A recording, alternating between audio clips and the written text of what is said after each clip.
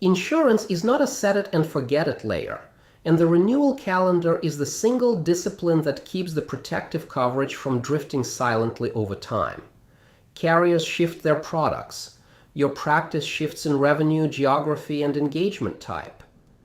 Carrier behavior on renewal shifts, sometimes adding exclusions that were not in the original policy. Auto-renewal means you keep the same product at the same price without checking whether either one still fits, and the gap shows up only when there is a claim. The calendar prevents the drift by making the requote cycle an automatic prompt rather than a memory exercise. The market shifts in every direction at once. Your practice shifts as revenue grows, as engagement types change from individual coaching to consulting subs, as new tools enter your workflow.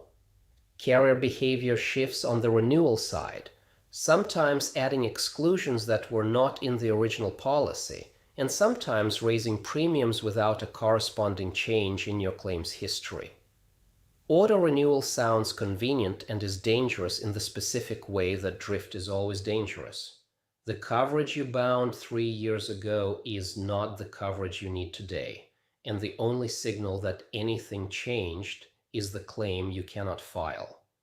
The calendar removes that single point of failure.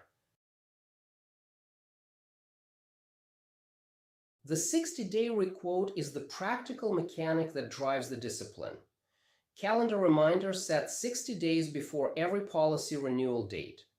That window enables 3 specific actions: requesting quotes from competing carriers to see what the rest of the market looks like, checking whether your coverage has drifted from your actual situation since the last renewal, and negotiating with the incumbent using a competing quote as the basis for a premium reduction.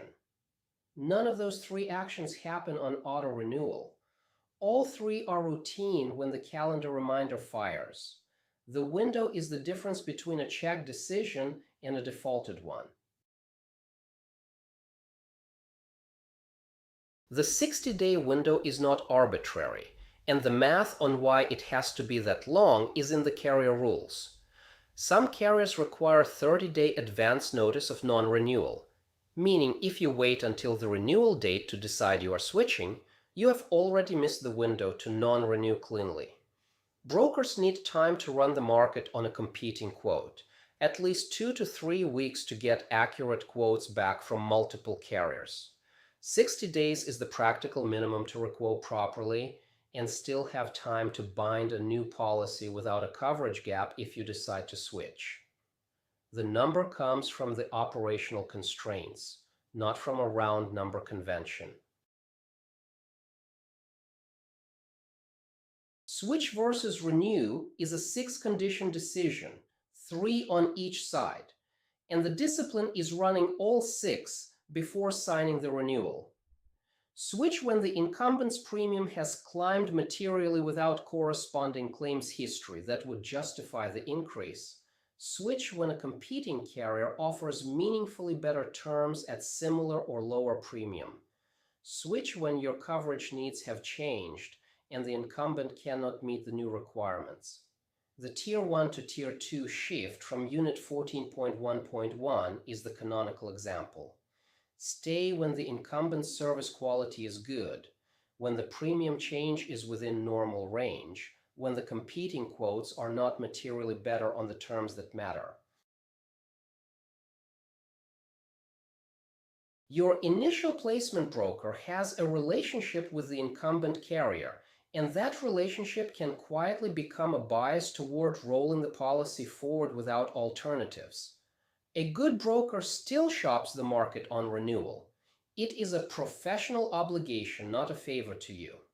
If your broker rolls the policy forward without offering competing quotes, the calendar reminder is the prompt that surfaces the question, "Did you shop this?" That one question changes the conversation. A broker who shopped and confirms the incumbent is winning gives you a documented answer. A broker who did not shop and gets caught by the question is the broker you should consider replacing before the next renewal. every E&O renewal is a fresh check on the AI-exclusion language from Unit 14.1.2, and this is the load-bearing callback I want you to flag in your calendar. Carriers are adding new AI exclusions at renewal, sometimes without flagging the change in the policy summary, which means a quick read of the renewal documents will miss it entirely. A renewal that adds an exclusion not present in the original policy is a stop-and-ask moment, not a signature on renewal moment.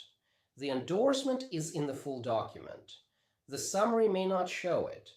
Pull the full endorsement at every E&O renewal and run the 4-step search from 14.1.2 again before signing. The founding pack capstone in Module 3 included E&O bound with the AI exclusion checked as a line item. The renewal calendar is what keeps that founding action from becoming a lapsed one over the years. The check happened once at binding. The check has to happen again at every renewal, and the calendar is what makes the second check inevitable rather than optional. Add your renewal dates to the same calendar system. Module 17 uses for tax deadlines, the BOI report, license renewal, and other annual founding layer maintenance. Insurance renewals belong in the same rhythm as the other annual obligations, not in a separate system you have to remember to check. Populate the renewal calendar template with every active policy you currently hold. Carrier, policy type, renewal date, premium at last renewal, 60-day pre-renewal reminder. Flag the E&O entry specifically with AI exclusion check at renewal. For health insurance, the relevant window is open enrollment, November 1st for the federal marketplace. The state exchanges run on the same calendar. Drop the completed template into whatever calendar system you actually use, the one you check daily. Once the calendar is built, Module 17 picks it up as part of the annual cycle, and you will not have to remember any of this. The remembering is the work the calendar does for you.